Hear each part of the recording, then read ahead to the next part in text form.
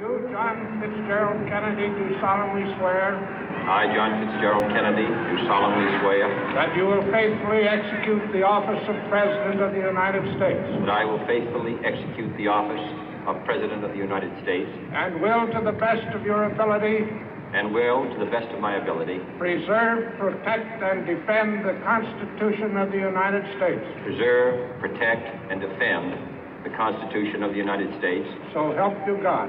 So help me God.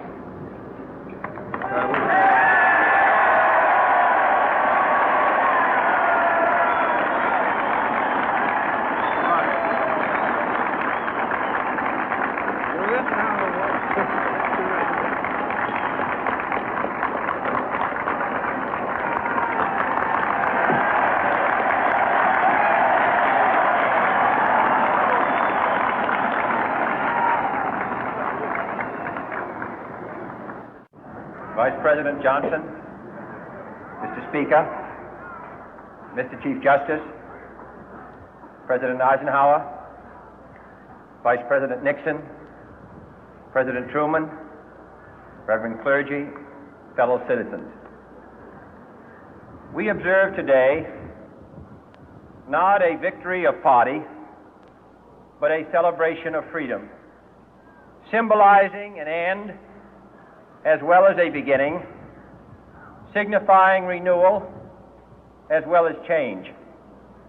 For I have sworn before you and Almighty God the same solemn oath our forebears prescribed nearly a century and 3/4 ago.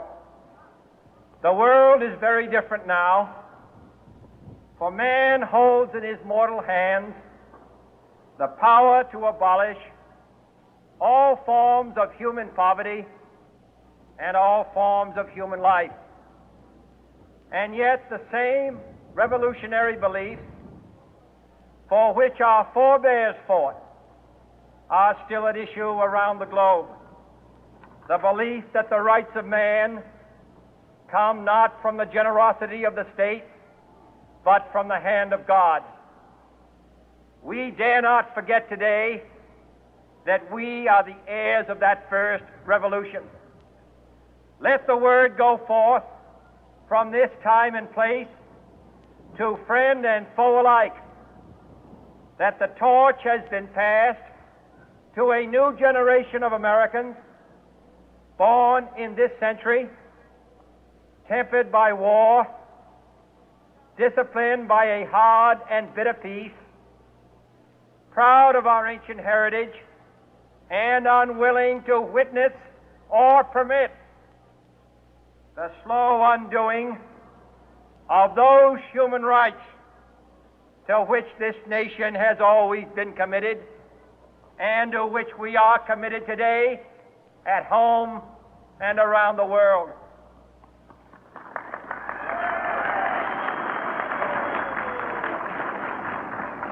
Let every nation know, whether it wishes us well or ill, that we shall pay any price, bear any burden, meet any hardship, support any friend, oppose any foe to assure the survival and the success of liberty.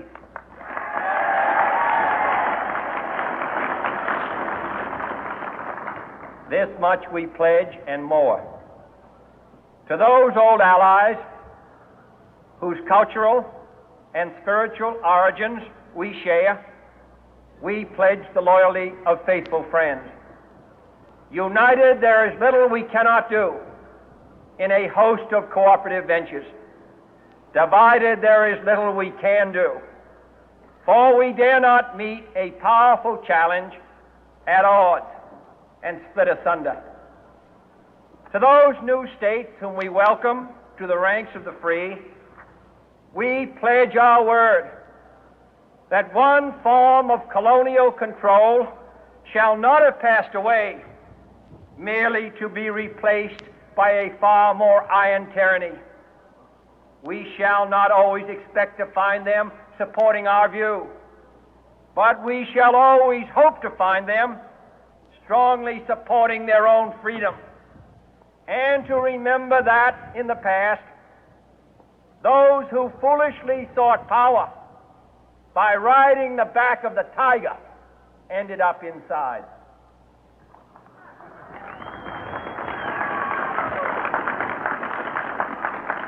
To those people in the huts and villages of half the globe struggling to break the bonds of mass misery, we pledge our best efforts to help them help themselves for whatever period is required, not because the communists may be doing it, not because we seek their votes, but because it is right. If a free society cannot help the many who are poor, it cannot save the few who are rich.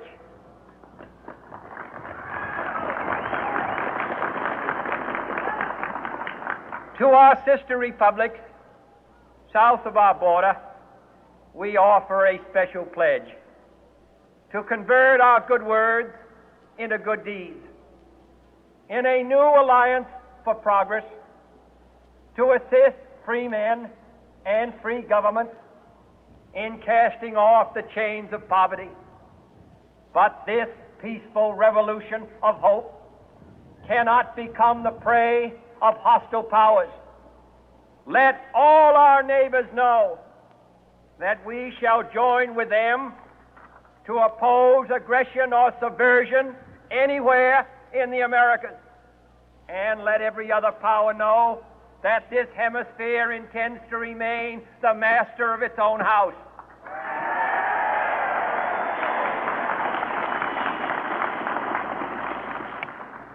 To that world assembly of sovereign states, the United Nations, our last best hope, in an age where the instruments of war have far outpaced the instruments of peace, we renew our pledge of support to prevent it from becoming merely a forum for invective, to strengthen its shield of the new and the weak, and to enlarge the area in which its writ may run. Finally, to those nations who would make themselves our adversary, we offer not a pledge, but a request that both sides begin anew the quest for peace. Before the dark powers of destruction, unleashed by science, engulf all humanity in planned or accidental self-destruction, we dare not tempt them with weakness, for only when our arms are sufficient beyond doubt can we be certain beyond doubt that they will never be employed. But neither can two great and powerful groups of nations take comfort from our present course, both sides overburdened by the cost of modern weapons, both rightly alarmed by the steady spread of the deadly atom, yet both racing to alter that uncertain balance of terror that stays the hand of mankind's final war. So let us begin anew, remembering on both sides that civility is not a sign of weakness, and sincerity is always subject to proof. Let us never negotiate out of fear, but let us never fear to negotiate.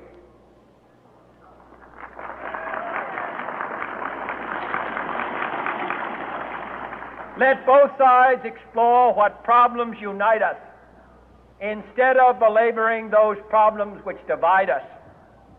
Let both sides, for the first time, formulate serious and precise proposals for the inspection and control of arms, and bring the absolute power to destroy other nations under the absolute control of all nations.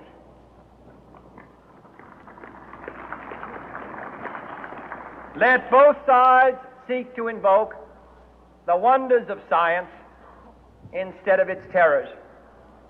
Together, let us explore the stars, conquer the deserts, eradicate disease, tap the ocean depths, and encourage the arts and commerce. Let both sides unite to heed in all corners of the earth the command of Isaiah to undo the heavy burden and let the oppressed go free. And if a beachhead of cooperation may push back the jungle of suspicion, let both sides join in creating a new endeavor, not a new balance of power, but a new world of law, where the strong are just and the weak secure and the peace preserved. All this will not be finished in the first 100 days, nor will it be finished in the first 1,000 days, nor in the life of this administration, nor even perhaps in our lifetime on this planet. But let us begin.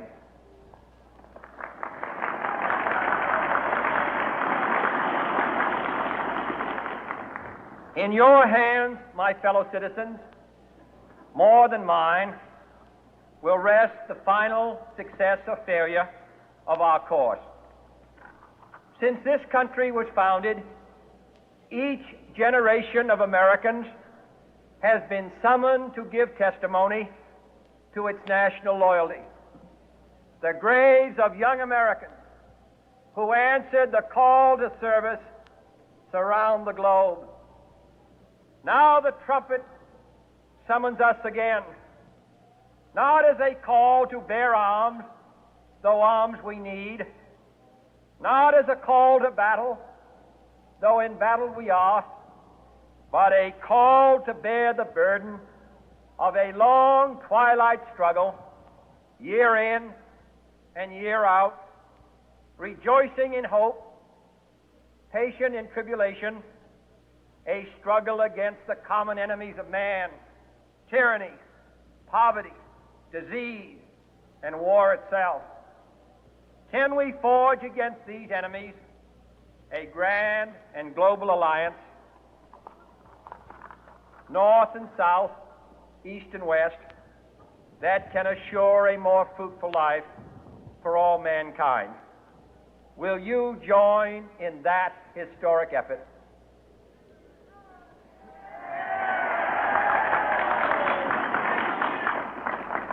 In the long history of the world, only a few generations have been granted the role of defending freedom in its hour of maximum danger.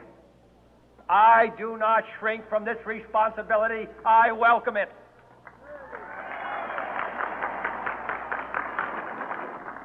I do not believe that any of us would exchange places with any other people or any other generation. The energy, the faith, the devotion which we bring to this endeavor will light our country and all who serve it. And the glow from that fire can truly light the world. And so, my fellow Americans, ask not what your country can do for you, ask what you can do for your country.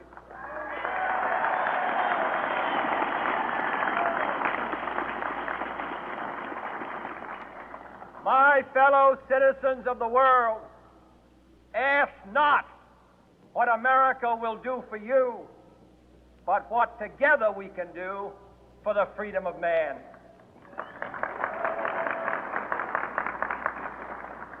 Finally, whether you are citizens of America or citizens of the world, ask of us here the same high standards of strength and sacrifice which we ask of you. With a good conscience, our only sure reward, with history the final judge of our deeds, let us go forth to lead the land we love, asking His blessing and His help, but knowing that here on earth God's work must truly be our own.